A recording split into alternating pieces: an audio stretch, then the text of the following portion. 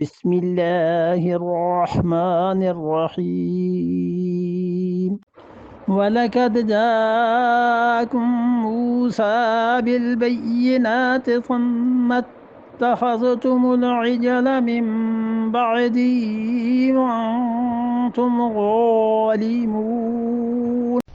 چوتھا جواب دیا ہے وَلَقَدْ جَاءَكُم مُوسَىٰ بِالْبَيِّنَاتِ، اور حضرت موسیٰ علیہ السلام تمہارے پاس آئے تھے روشن دلائل لے کے، تورات لے کے آئے تھے، معجزات لے کے آئے تھے۔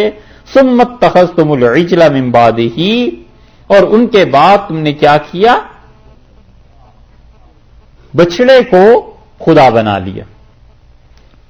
من بعدہ، حضرت موسیٰ علیہ السلام کے بعد یہ ہی کی ضمیر کدھر لوٹ رہی ہے؟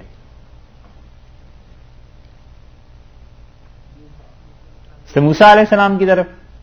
اچھا چلیے پھر اس طرح ترجمہ کرتے ہیں، وَلَقَدْ جَاءَكُم مُوسَىٰ، سے موسیٰ علیہ السلام آئے، بالبینات واضح دلائل لے کے، ثُمَّ اتَّخَذْتُمُ الْعِجْلَ مِن بَعْدِهِ، تو تم نے حضرت موسیٰ علیہ السلام کے بعد، یعنی جب وہ گزر گئے دنیا سے، تو تم نے بچڑے کو اپنا خدا بنا لیا۔ پھر تو یہ ترجمہ ہوگا